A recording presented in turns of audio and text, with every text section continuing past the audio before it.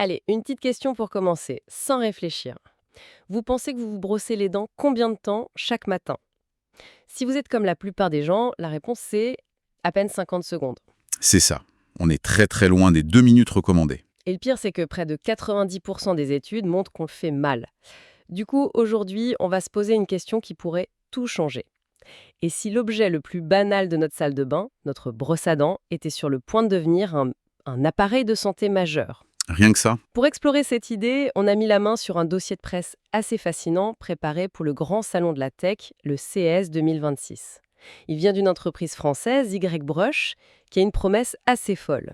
Notre mission, c'est de décortiquer tout ça, voir si ça tient la route et comment il compte mêler hygiène, IA et suivi de santé. Et c'est un sujet passionnant, parce que les enjeux sont bien plus élevés qu'une simple carie. Le dossier le rappelle très bien d'ailleurs. On sait aujourd'hui scientifiquement qu'il y a un lien direct entre une mauvaise santé bucco-dentaire et des risques de maladies cardiovasculaires, de diabète. C'est donc beaucoup plus sérieux qu'on ne le pense. Exactement. C'est pour ça que ce secteur, qui n'avait pas bougé depuis des décennies, est en pleine ébullition. Absolument. Alors, commençons par le début. Le point de départ de YBrush, c'est un constat assez brutal sur nos habitudes. Oui, Les chiffres qu'il donne sont assez parlants. Aux États-Unis, un adulte oublierait de se brosser les dents 5 fois par semaine. 5 fois. Ça me paraît énorme. c'est colossal. Et en France, la situation n'est pas vraiment meilleure. Il cite une stat là, selon laquelle la moitié des 18-34 ans passent parfois plus de 48 heures sans se brosser les dents. 48 heures. On est donc face à un problème universel. Le brossage, c'est une corvée. On le fait vite, mal, et des fois, on le fait pas du tout, quoi. Et c'est là qu'ils interviennent avec leur première innovation. Plutôt que de nous dire « faites mieux », ils ont repensé l'objet. C'est exactement ça. L'idée de base, c'est une rupture de design. Ils ont créé une tête de brosse en forme de Y, la Clean 240. Elle enveloppe toute la mâchoire et donc elle nettoie toutes les dents d'un seul coup. D'accord. Derrière, c'est une technologie de vibration sonique, ça c'est assez classique, mais transmise à 35 000 filaments en nylon. Et le détail qui tue. Ah, c'est que ces filaments sont inclinés à 45 degrés. Et ça reproduit mécaniquement la méthode de Bass. La fameuse méthode recommandée par tous les dentistes. C'est ça, pour bien nettoyer le sillon entre la dent et la gencive, là où la plaque s'accumule. D'accord. La forme est maligne, mais la promesse qui en découle est vraiment ce qui m'a interpellée. Un brossage complet en 20 secondes. 10 en haut, 10 en bas. Voilà. Ma première réaction, c'est trop beau pour être vrai. Comment ils justifient ça? Leur argument, en fait, il est purement mathématique, c'est tout simple. Ah oui, Un brossage classique, c'est 2 minutes, 120 secondes. Mais on passe d'une dent à l'autre, on se balade. Au final, chaque surface de dent est brossée pendant à peine 1,25 secondes. c'est très peu vu comme ça. C'est ridicule. Avec leur système, comme tout est brossé en même temps, chaque surface de dent reçoit 10 secondes de brossage. C'est 8 fois plus de temps de contact, 8 fois plus de nettoyage. D'accord, le calcul se tient. Mais entre la théorie et la pratique, est-ce que ça a été validé sur profil? C'est la question clé, et oui, ils y répondent. Le dossier cite une étude clinique sur 110 patients. Et les résultats sont assez clairs.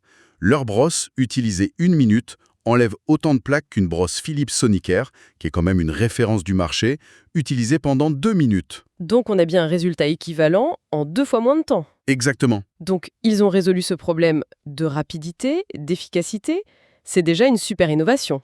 Mais en lisant ces documents, j'ai vraiment eu l'impression que ce n'était que l'apéritif. C'est tout à fait ça. Leur vraie ambition, elle est ailleurs. La brosse en 20 secondes, c'est la porte d'entrée. Le vrai projet, le grand truc qu'ils viennent présenter au CES, c'est la YBrush Halo. Et là, on change complètement de dimension. Ah, L'idée, ce n'est plus seulement de nettoyer, c'est de transformer ces quelques secondes en un bilan de santé quotidien. et passif. Attendez une seconde. Ma brosse à dents va analyser en état de santé général. Ok, là on dirait de la science-fiction. Comment ça marche? C'est un peu ça, mais la science derrière est bien réelle. Au cœur de la Halo, il y a un capteur qu'ils ont baptisé le Smart Nose. Le nez intelligent. Voilà, c'est un nez électronique miniaturisé qui analyse ce qu'on appelle les composés organiques volatiles, les COV qu'on a dans la laine. Il faut savoir que notre souffle, c'est un formidable miroir de ce qui se passe dans notre corps. Notre métabolisme, notre système digestif, l'état de notre foie. C'est fascinant. Et les documents, ils donnent des exemples concrets de ce que ce nez pourrait détecter? Oui, et c'est là que ça devient vertigineux. Premier exemple, le plus évident, la santé des gencives. Le capteur peut repérer des composés soufrés qui sont la signature d'une gingivite ou d'une parodontite. Mhm. C'est un problème majeur. Ça touche 10 à 12% de la population mondiale et c'est souvent silencieux au début. Donc un dépistage très très précoce, directement dans sa salle de bain. C'est fou.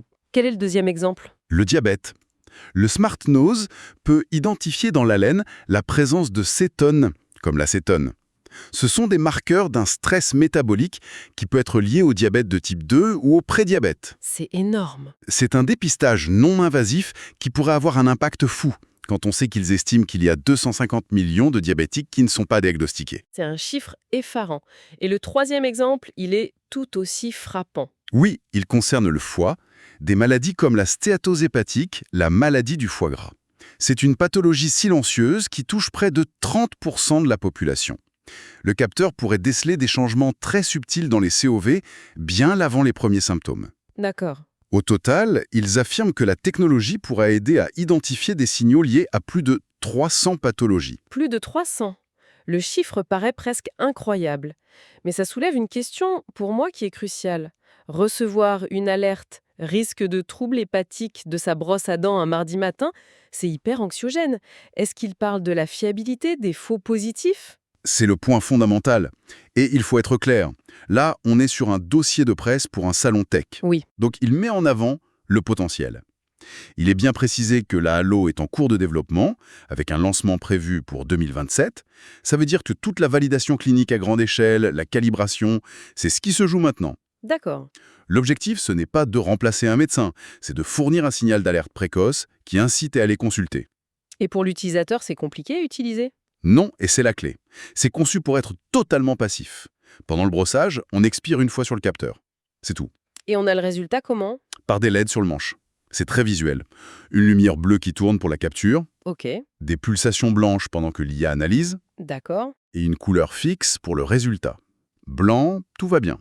Violet, un risque potentiel lié au diabète. Orange, le foie.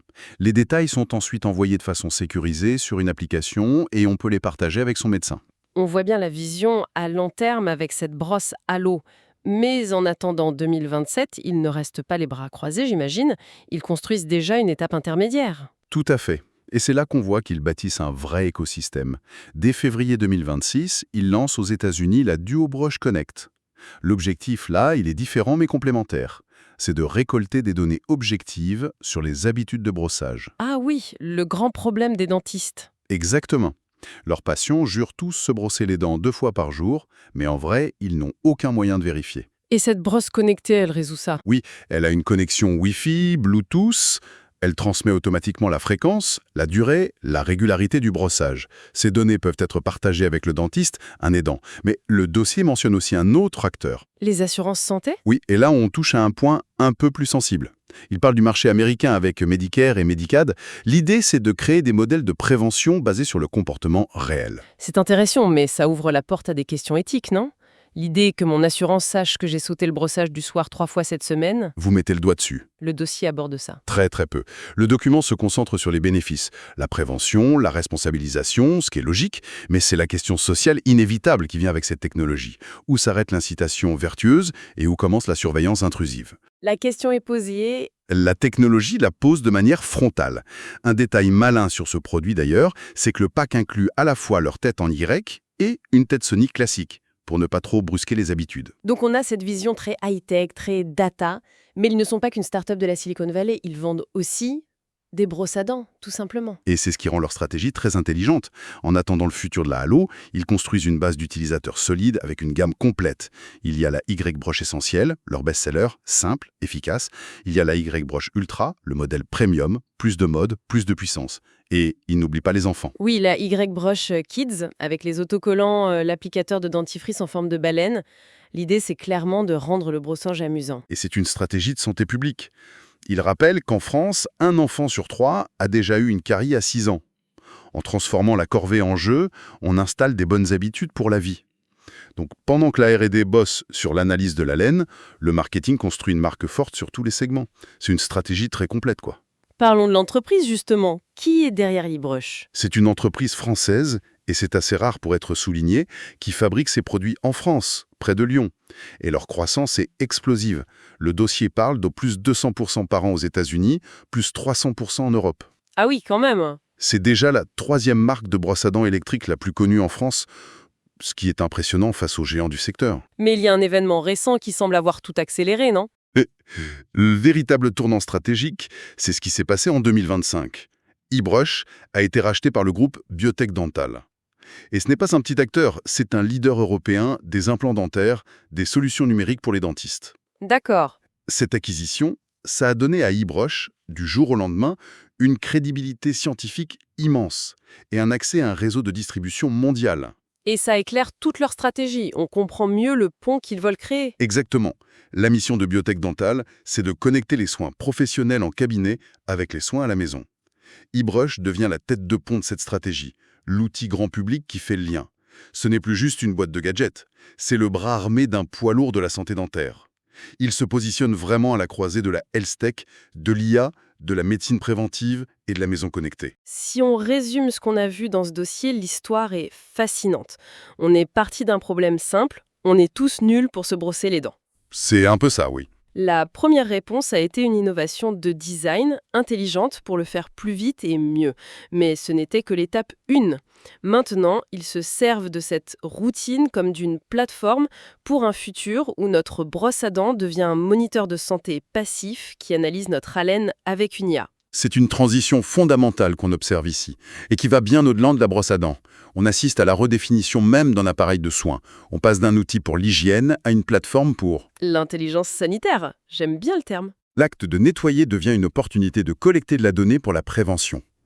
Un objet banal, quotidien, est transformé en un potentiel outil de diagnostic à domicile. C'est un changement de paradigme complet. Absolument.